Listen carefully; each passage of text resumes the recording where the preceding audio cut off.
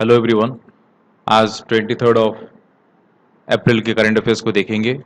बढ़ते हैं पहले क्वेश्चन की तरफ। यूनेस्को वर्ल्ड बुक कैपिटल 2020 ये कौन सा सिटी को रिकॉग्नाइज किया गया है? ये है दोस्तों Kuala Lumpur, the capital city of Malaysia. और ये जो वर्ल्ड बुक डे है ये अप्रैल 23 को मनाया जाता है और अप्रैल 23 1995 से ये चलते आ रहा है। So this time Kuala Lumpur has been recognised.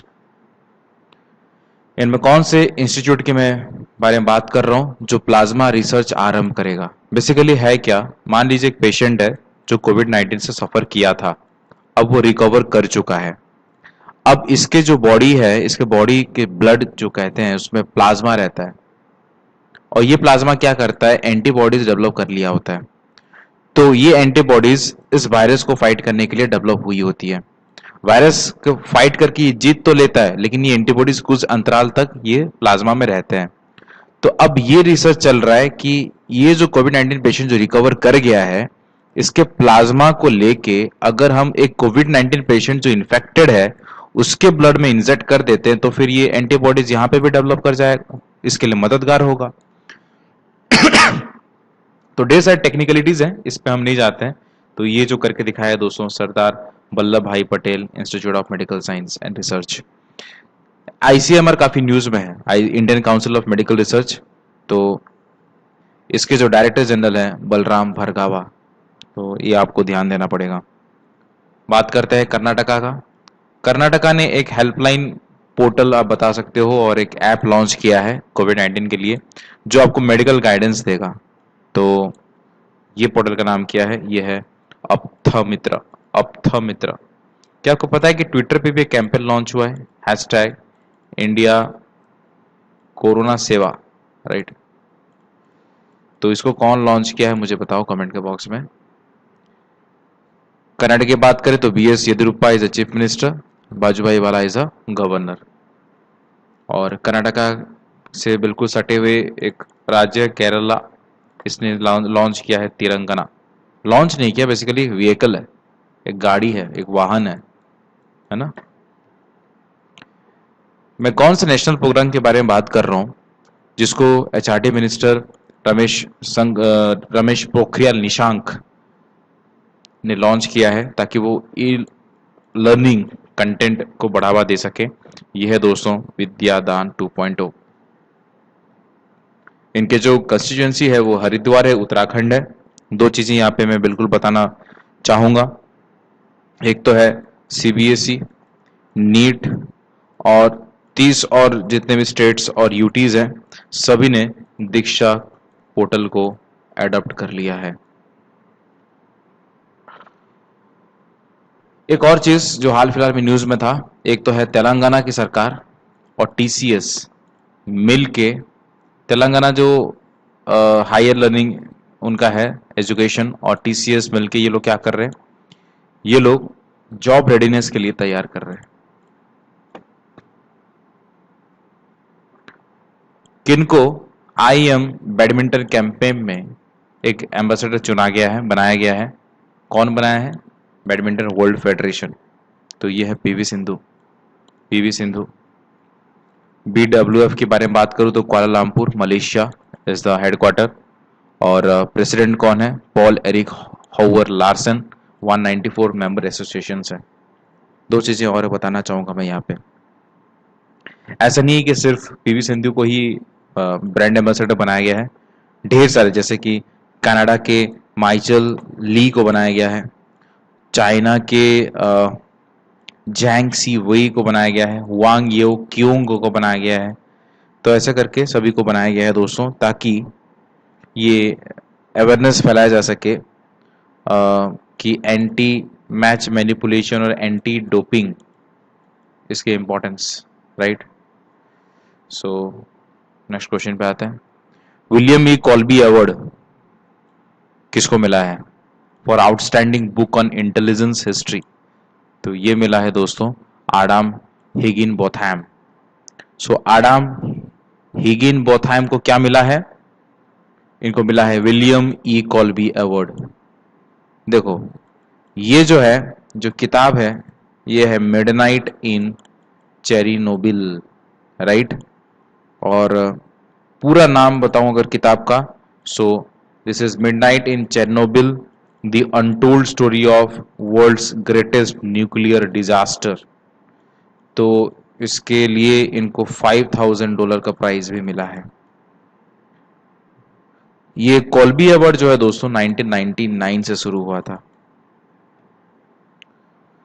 G20 extra ordinary agriculture ministers, right, इनका मीटिंग हुआ। इसको चेयर किया सऊदी अरब ने, यानी सऊदी अरब इस बार क्या कर रहा है, G20 को चेयर कर रहा है। इटली 2021 में करेगा, 2022 में इंडिया करेगा। तो इस बार जो है एग्रीकल्चर मिनिस्टर्स लोग का वर्चुअल मीटिंग हुआ था। तो इंडिया की तरफ से कौन रिप्रेजेंट किए, नरेंद्र सिंह तोमर, नरेंद्र सिंह तोमर। कौन से इंस्टीट्यूशन के बारे में बात कर रहा हूं जिसने मैग्नेटिक रैम डेवलप कर लिया है। एक काफी टेक्नोलॉजी में अब खबर है, ये है दोस्तों STT, पूछा जा सकता है आपको कंप्यूटर अवेयरनेस में। ये क्या है, ये है spin transfer torque, spin transfer torque, right. तो आपको ध्यान देना है। और ये बेसिकली देखिएगा फ्यूचर में ये जो कंसेप्ट है रैम को भी ओवरटेक कर जाएगा, राइट। जो बेसिकली जानते हैं रैम के बारे में तो उनको पता होगा, it is random access memory. और बात करते हैं दोस्तों, तो मैग्नेटिक रैम किसने डेवलप किया है, तो ये डेवलप किया है IIT मंडी, IIT मंडी, ओके। मैं कौन से राज्य की सरकार की बात कर रहा हूं जिन्होंने सुजलम सुफलम जल संचय अभियान, ओके, इसको आरंभ किया है। सुजलम सुफलम जल संचय अभियान, इसको शुरू किया है गुजरात की सरकार ने। गुजरात के बारे में बात करूं तो गवर्नर आचार्य देवव्रत है। और ये क्यों शुरू हुआ है, ये इसलिए शुरू हुआ है क्योंकि मैं तो पहले ये बता देता हूं कि जून 10 तक ही चलेगा, है ना। जो भी लेक्स हैं, जो भी चेक डैम है, जो भी रिवर है, इनको डिपेनिंग किया जाएगा ताकि अर्थ ग्राउंड वाटर में ये स्टोर होकर रह पाए। तो इससे क्या होगा, हमारा ग्राउंड वाटर जो है वो रिफिल हो जाएगा। दूसरा चीज क्या है, इससे एम्प्लॉयमेंट जनरेट होगा मनरेगा के तहत। तो काफी कुछ चीजें हैं जो गुजरात की सरकार ने इसको स्टार्ट किया है। मैं यूनियन गवर्नमेंट के बारे में बात कर रहा हूं, इन्होंने कितना अमाउंट सैंक्शन किया है। India covid emergency response and health system preparedness package, emergency response and health system preparedness package के तहत भारत सरकार ने 15,000 करोड़ का सैंक्शन किया है। 15,000 करोड़। बेसिकली ये होगा क्या, ये फंड जो है 3 फेजेस में यूटिलाइज होगा। और पहला जो है 774 करोड़ जो है इमीडिएट रेस्पॉन्स के तहत काम होगा। आरबीआई ने open market operations of purchase and sale of government securities, है ना, इन्होंने अनाउंस कर दिया है। कितने रुपए का, यह है दोस्तों 10,000 करोड़। सो OMO जो है वो 10,000 करोड़। यानी आपको ध्यान देना है कि ओपन मार्केट ऑपरेशन क्या होता है, ये एक एक्टिविटी होता है जो आरबीआई करता है जहां पे गिव और टेक, है ना, liquidity in its currency to और फ्रॉम ए बैंक और ग्रुप ऑफ बैंक। यानी ये ओपन मार्केट ऑपरेशंस के तहत गवर्नमेंट सिक्योरिटीज को बेचा जाता है या तो खरीदा भी जाता है, गॉट इट और नॉट गॉट इट, बैंकों से खरीदते हैं या बैंक वाले खरीदते हैं, ऐसा टाइप का है। सो ये जो है इस साल आरबीआई ने क्या किया है, ओपन मार्केट ऑपरेशंस में 10,000 करोड़ का मतलब अनाउंस किया है ताकि इकोनॉमी में बूस्ट हो पाए। मैं कौन से ऑर्गेनाइजेशन के रिसर्चर्स के बारे में बात कर रहा हूं जिन्होंने एक ऐप डेवलप किया है जो क्या करेगा, जितने भी कंटेनमेंट जोन्स हैं वहां पे वार्निंग या अलर्टनेस देगा, गॉट इट और नॉट गॉट इट, और ये फेक न्यूज को भी फिल्टर करेगा। तो ये है दोस्तों IIIT दिल्ली, IIIT दिल्ली ने ये करके दिखाया है।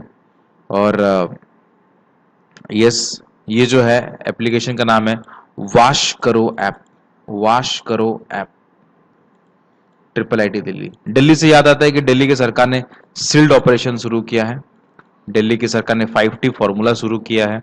सो दिल्ली भी काफी कुछ प्रयास कर रहा है कोविड-19 को रोकने के लिए। दिल्ली की सरकार ने हाल फिलहाल में अपने ऑफिशियल्स को कहा, उस ऐप को लॉन्च किया था, वो है SS corona, SS corona, SS corona, right. Next question पे आते हैं। आरबीआई के नॉर्म्स के तहत टारगेट लेंडिंग रेपो ऑपरेशंस जो है 2.0, बैंक्स अब क्या करेंगे, how many days they will to deploy money under the scheme and will be applicable to banks which participated in the first phase of TLTRO। ये जो है दोस्तों 30 डेज।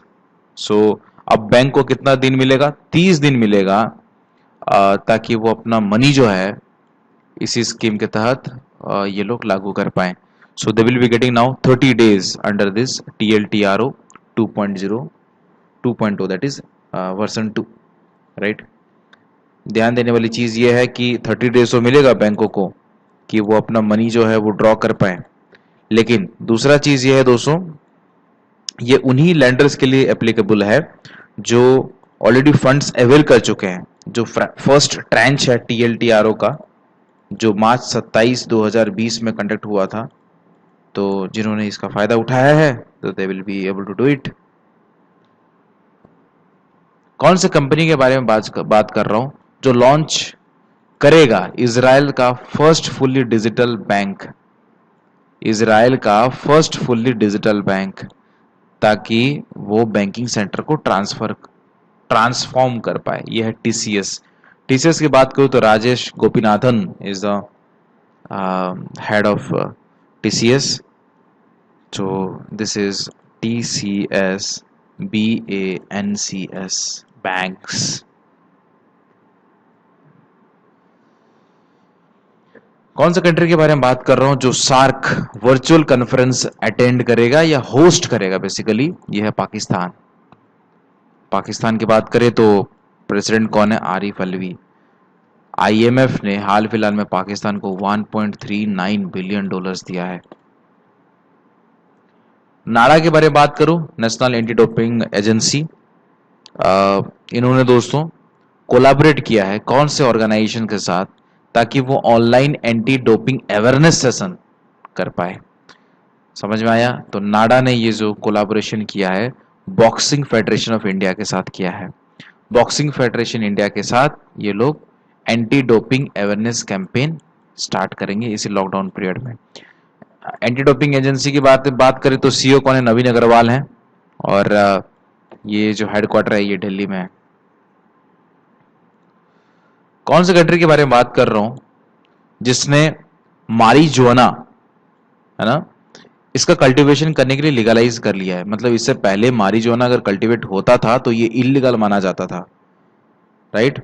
लेकिन ये मारीजुआना मेडिसिनल पर्पज के लिए, कल्टीवेशन के लिए इसको मंजूरी दी गई है।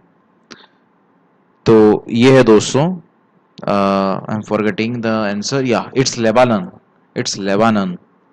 और लेबानन के बारे में बात करूं तो कैपिटल क्या है, बेरूट। करेंसी क्या है, Lebanese pound. President is Michael Aoun Hassan Diab. Okay, so Marina actually is illegal, but anyways. Serve the seniors initiative, serve the seniors initiative, यानी ये माना जा रहा है कि सीनियर्स सिटीजन जितने भी हैं, सीनियर सिटीजन्स, उन पे कोरोना का अटैक ज्यादा मतलब हावी हो सकता है। तो सर्व द सीनियर्स इनिशिएटिव, यानी सीनियर सिटीजन्स को बचाने के लिए ये इनिशिएटिव लॉन्च किया गया है, एक हेल्पलाइन लॉन्च किया गया है। इसको किसने लॉन्च किया है? इसको लॉन्च किया है जम्मू कश्मीर की सरकार ने।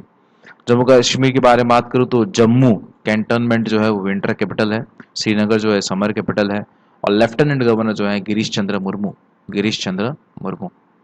फीच रेटिंग्स ने और एक चौंकाने वाला चीज लॉन्च की, मतलब लॉन्च नहीं, बताया है कि इंडिया का जो जीडीपी फोरकास्ट है ना, अब 0.8% बढ़ेगा।